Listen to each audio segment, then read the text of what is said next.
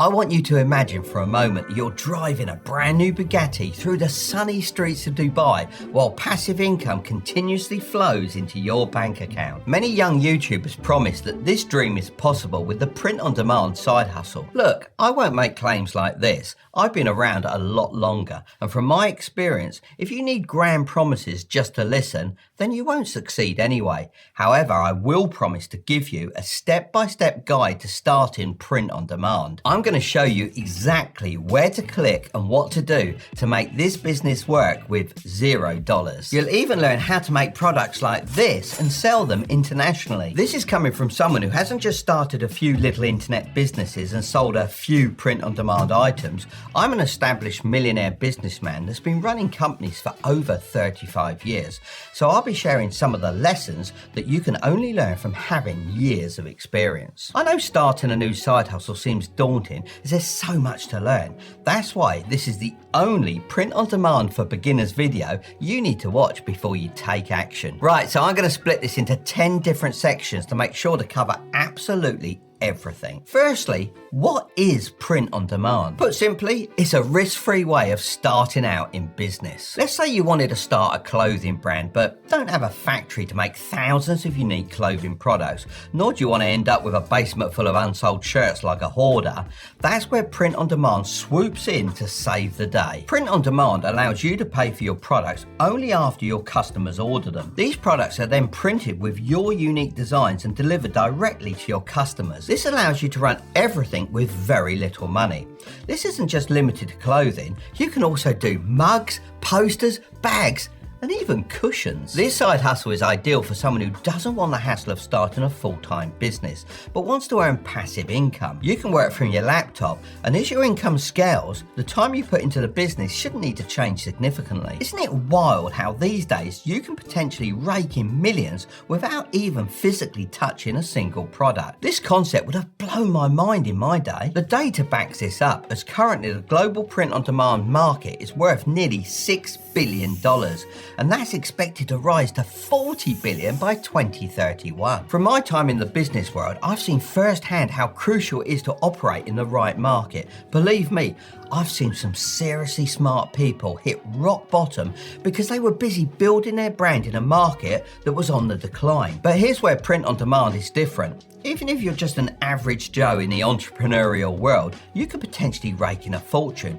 if you dive into a booming market like this one. To get started, you need 5 things. 1, a winning product. 2, a great design to go on the product. 3, a place to sell the product. 4, a great supplier. And 5, of course, paying customers. But don't worry, we're going to cover all of this today. By the way, if you're new here, then I'm Mark and I make videos sharing my years of wisdom so that you can grow your wealth. So if that interests you, make sure to subscribe to get more videos like this one. So how do I find a winning product? This is the first question most people ask when they're getting into print on demand, and rightly so, because if you get this wrong, then it could make the difference between your store getting hundreds of sales and none whatsoever. From my experience, a winning product has 2 main components: the product category and the design. Now, you might think all of these product categories are created equal, but far from it. You need to be very strategic about which one you decide to use for your blank canvas. You may be thinking, why not just pick all of them and use the same design across every product? Now, although this may sound like a good idea, it really isn't. At first, your designs probably aren't going to be that great. This means you're going to waste a ton of time and money focusing on different products and not getting any sales. Instead, I want you to pick one product category and give it your entire focus. Once you hit over 10K per month with that product type, then you can repurpose the same designs on other products in a new shop. It's much better to become a master of one product than a jack of all trades. This even applies to color options. Personally, I'd never offer more than 7 different variations, as that tends to overwhelm the customer. And you know what? They end up buying nothing. So you have a big decision to make. So let me help you eliminate some of the categories. Cards and calendars are a big no from me, as they're extremely seasonal. You want a product that's evergreen and sells continuously, no matter what the time of year. Mugs, iPhone cases, and stationery.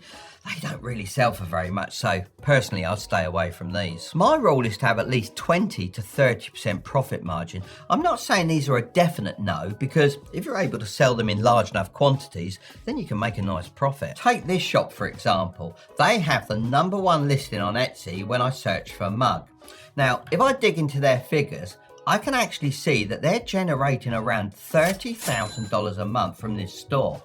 If we assume a 15% margin, then they're probably making around £4,500 a month in profit, which isn't too bad at all.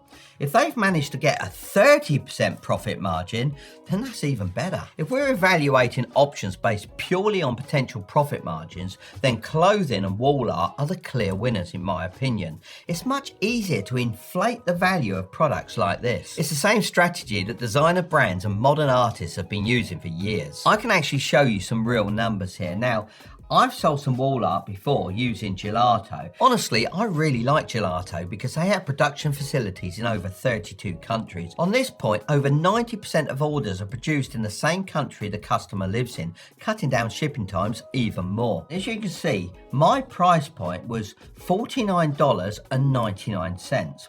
And my costs were $25.39 for the product and the printing.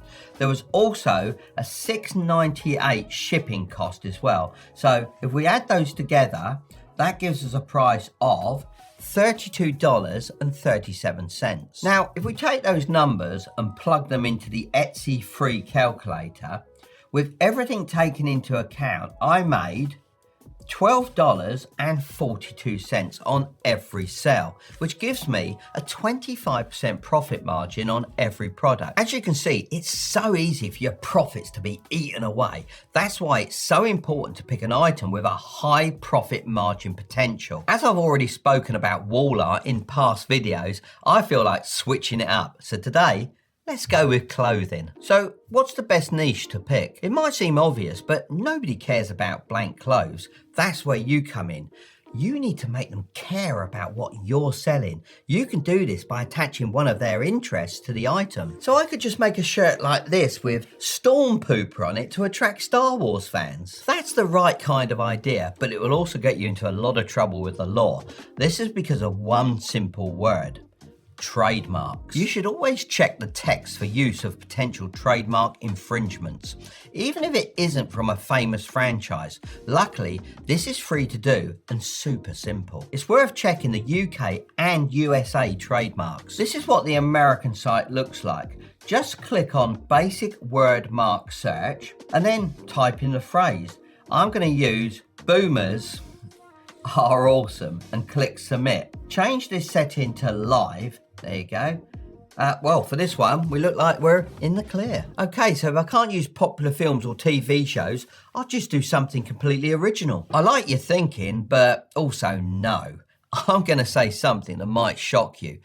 Don't try to be original. School drills into you the importance of not looking at other people's work. But when it comes to business, this is completely wrong. I have a theory that C-grade students often end up hiring the people who get the A's because of this. There's actually a really good book that talks about this, and it's called Still Like an Artist. It's based on the saying that good artists copy and great artists steal. Honestly, it works just as well for entrepreneurs. Being too original is the biggest trap I see beginners falling into. They feel like they've got to come up with the next big thing and then just end up trying to sell something nobody wants. Yes, you may have spotted a gap in the market, but most likely that gap's there because no one wants what you're selling. I'd say 99% of people fail at this step. So here's what you should actually do. Research the market. I love using Etsy to do this as all the sales information is public. Let's say for this example, I want to sell t-shirts. Now, since the t-shirt niche is extremely competitive, we need to find some good sub-niches. These are pockets of the market that have low competition but very high demand. So let's type in women's t-shirts and sort this by top customer reviews. Now look, This is one you don't want to be taking inspiration from, as it's a clear trademark infringement of DC Comics and Wonder Woman. I mean, if you're going to risk doing this, at least pick a decent film. But seriously, don't infringe on anyone's trademarks. You might get a ton of sales to begin with, but in the long run, it's just not worth it when you run into all the legal trouble. What we're really looking for is shops with lots of reviews, as we can tell from that they're successful. Now, let's click on this one, as they look like they're doing very well. Now, let's go on their shop homepage and filter reviews by most recent to see what's selling at the moment. Oh, I'm not going to lie to you, even I like the look of a few of these designs myself. This is a perfect little sub niche. You'll then just have to spend an hour or so going through screenshotting designs that are selling well and take elements from all of them to put in your design. You might think this is a really small market, but this t-shirt here has over 130 reviews. That's important, as the normal rule of thumb is to times that by 10 and then you have the number of sales. So this seller has sold in the region of 1,300 of these t-shirts, bringing in revenue of $43,628 when you take shipping into account. Now, with a 30% profit margin, that would be around $13,000 in profit from this one design. So simple designs really do sell well. And remember, you can have loads of these, as they're pretty easy to make. Just to set the record straight, you can't simply copy these designs.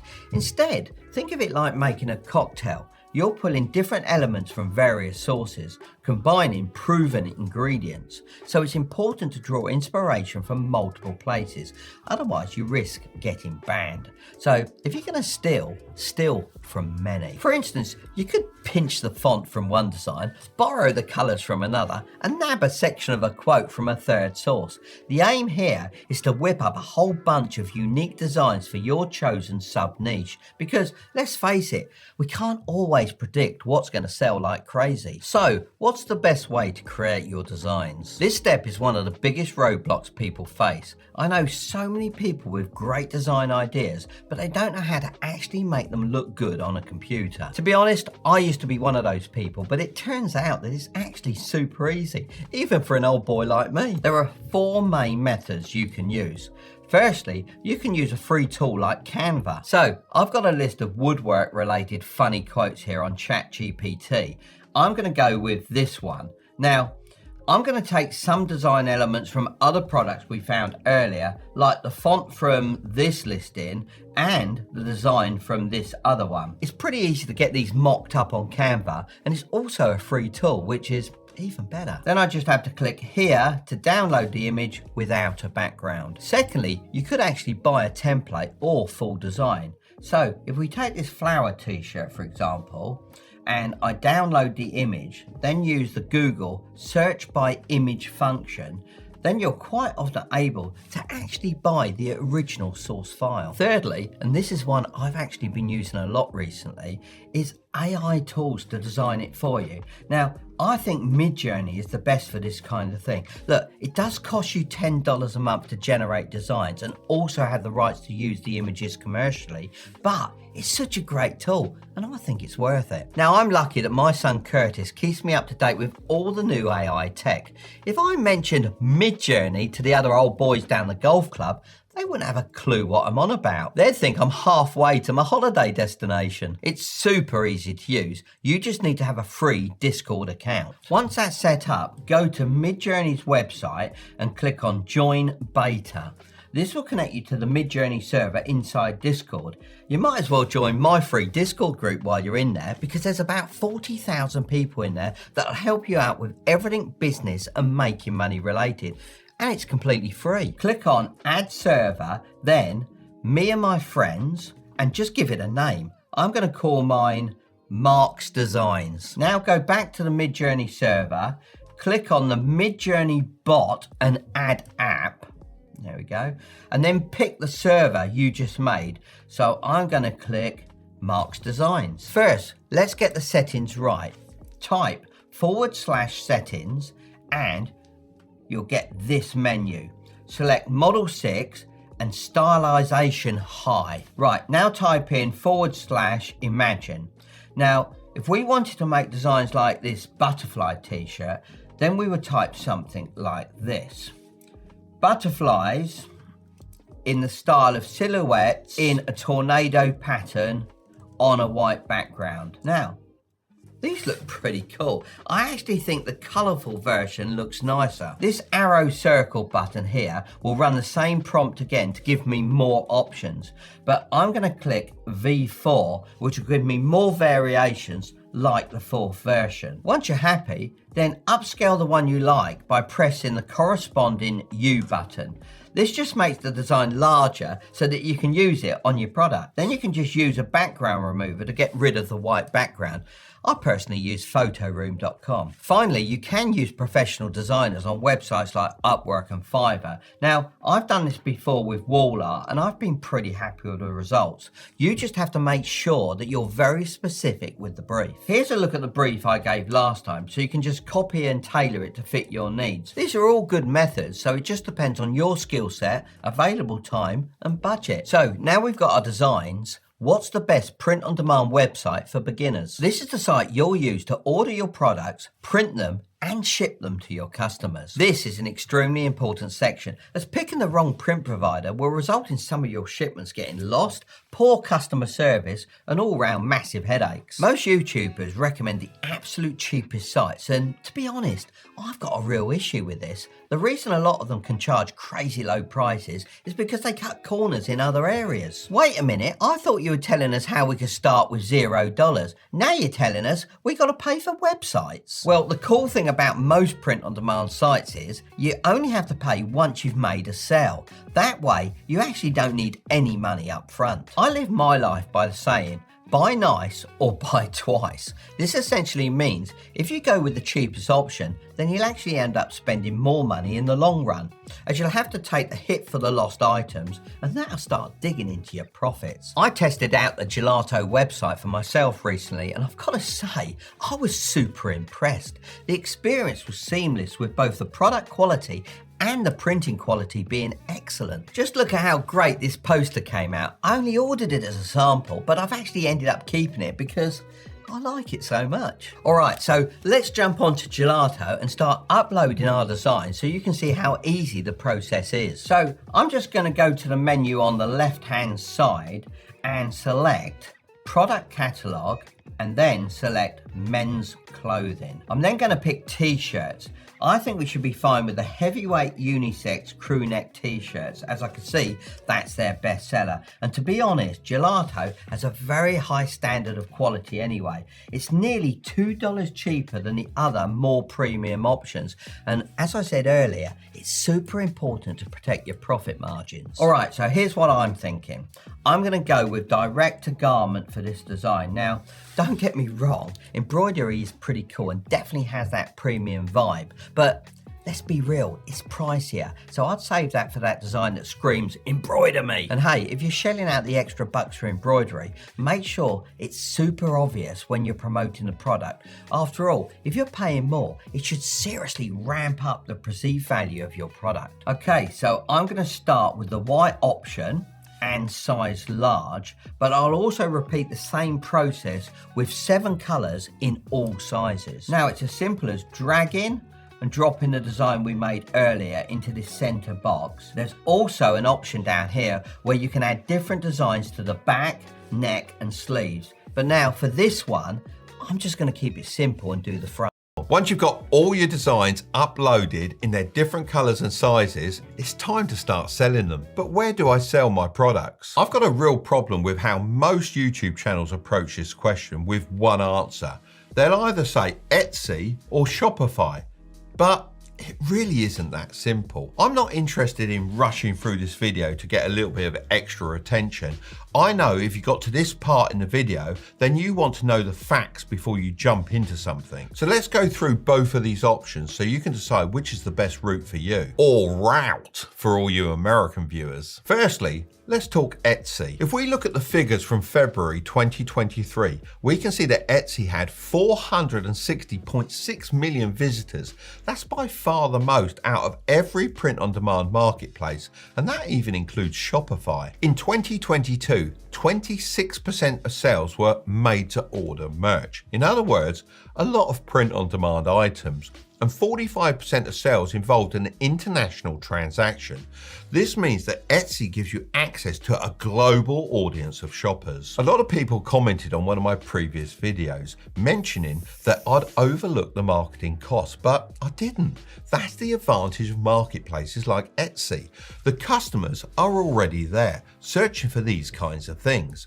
All you need to do is rank high enough in the search results. But it isn't all sunshine and rainbows. Lots of people hype up print on demand on Etsy, but more people fail than succeed. That's just the harsh truth. Etsy don't reveal the percentage of shops that actually succeed, but they have revealed that there are 5.4 million active sellers, and the average monthly sales per user was $2,169 in 2022.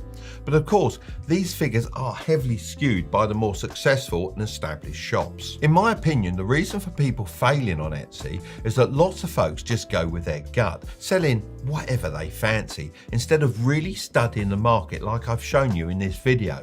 But if you stick to the system I've taught you, you'll have a serious leg up on the competition. Now for Shopify. Customer data is one of the most valuable things in business. A general rule of thumb is that a customer's email is worth about $1 a month to a business, as they can use it for advertising to a previous buyer. As Shopify isn't a shared marketplace and instead is your own website, they allow you to collect this valuable information, whereas Etsy doesn't have an option to do this legally. You see, someone has to agree to be on your email list. So yes, you can just download the emails from your Etsy customers, but you can't really get away with adding them to your email list without facing some issues. Not only is it against Etsy's policies, it's also illegal in many countries. Selling on Shopify also allows you to set yourself apart from the competition. The bad thing about Etsy is that your products are always surrounded by your competitors, so you're somewhat forced to compete on price. It's kind of like this YouTube channel. You've probably got tons of other print-on-demand videos recommended in the sidebar. I know I don't have to worry about you clicking off my video though, because it's the best one. Imagine this, you're scrolling through YouTube, but all you're seeing are my videos. It's either stick with me or don't learn anything at all. It's kind of like having a Shopify store. If a customer wants what you're selling, they can't go off and buy it from anyone else. You've got them right where you want them. So Shopify sounds like the clear winner, right? Well, no. Here's what I suggest. When you're starting out as a beginner, it's best to go with Etsy. The customers are already there, which means you don't have to worry about marketing. All you have to focus on is getting better and better at designing products people want to buy. The competition aspect is actually very good for honing your skills, as the market doesn't lie. If your product designs aren't good enough, then you won't make any sales. This will force you to find unique gaps in the market and level up as an entrepreneur. You can also easily connect it with Gelato by going to Menu and Stores. Don't get me wrong, the end game should be Shopify. However, before you start spending crazy amounts of money on marketing for products you don't even know sell, I recommend you post 1,000 listings on Etsy. This will set you back about 20 cents per listing, which will be a total of $200, but the data you gather will be worth far more. Once you've identified your winning products, you can start building a Shopify store and advertising on TikTok. That way you'll know if your products aren't selling on Shopify, then your marketing needs work.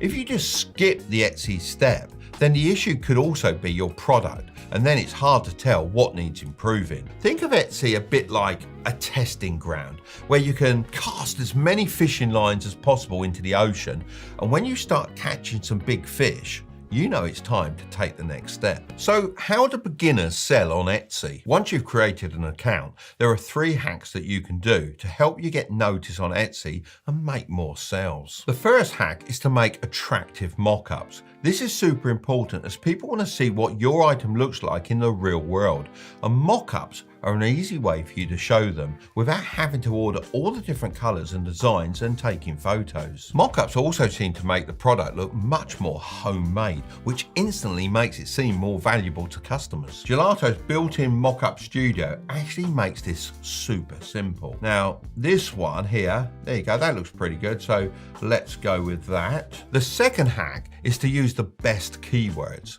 This is extremely effective as Etsy is a search engine, so the more information you can give them about your product, the better. Of course, you shouldn't use keywords that don't apply to your product, as you only want traffic from people that are interested in buying what you're selling. This is pretty simple to do, so let's go back to the listing we found to inspire our t-shirt design. As we can see, they've used wood shirt men, woodworker shirt, men's funny shirt, funny shirts for men, and Father's Day gift and dad's shirt. So I'll just copy and paste these keywords into my tags and title. It's also worth looking around for different listings in case some of them have other unique keywords you can copy. The third hack is to use premium branding.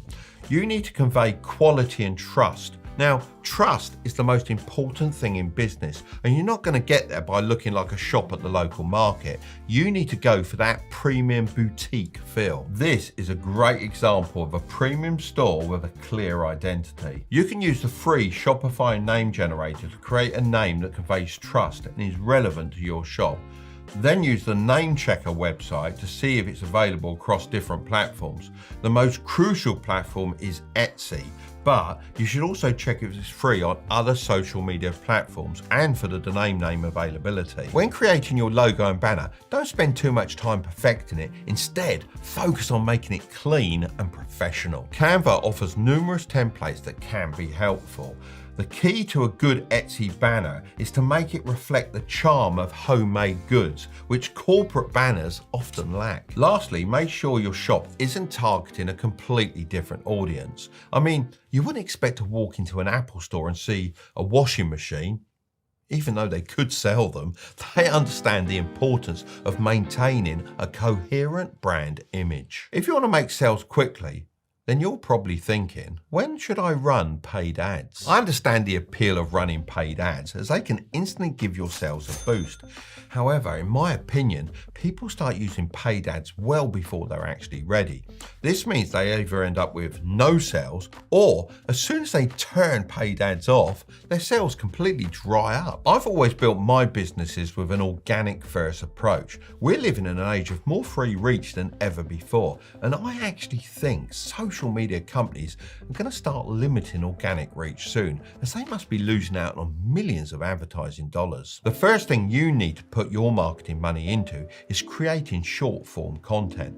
This is great as you can post it across Instagram, TikTok, YouTube Shorts. It's the first type of content that enables you to reach multiple different platforms, and it's perfect for showing off your products. You'd need to order a few samples, which I'd recommend doing anyway, as you need to double check the quality of the items that you're sending out. Then it's just a case of creating some kind of story around your product. Don't just get fancy shots of someone wearing it or using it.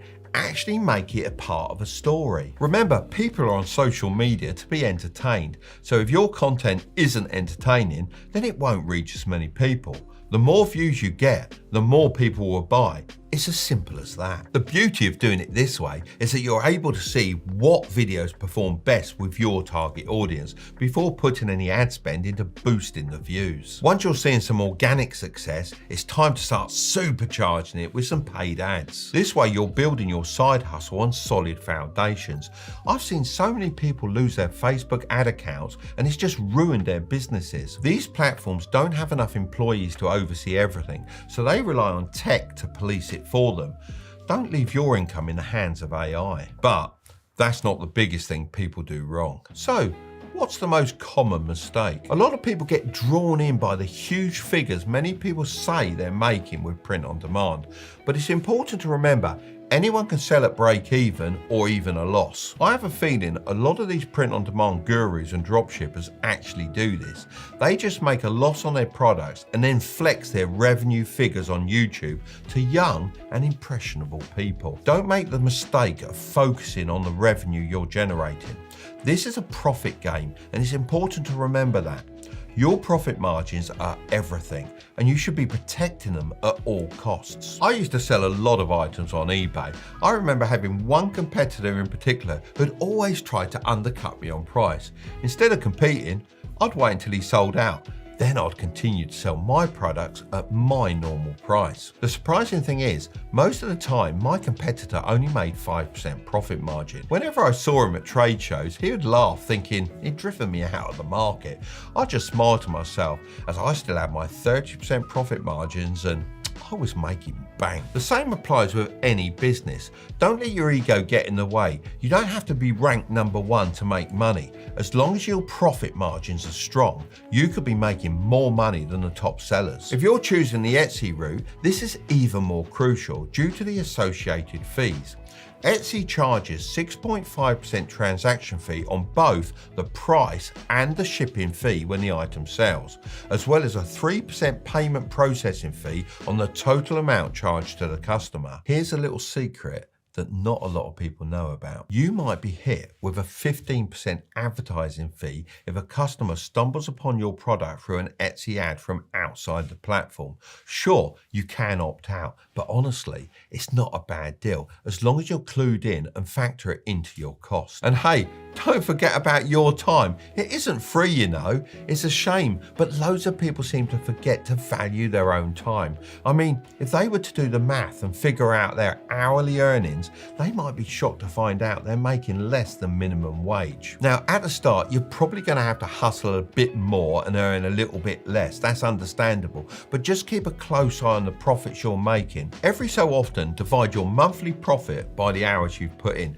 This will give you a pretty good picture of whether your side hustle is on the right track or not. But now it's time for the big question. Can I really make money with print on demand, or is it too saturated? Right, so I need to address a negative comment I received about this on my last print on demand video. Mark, be honest about the content of your vlogs. Tell people how saturated the markets are and stop giving them false illusions. The world of side hustles are over. There's no such thing as a quick buck. First of all, I want to say thanks for taking the time to comment.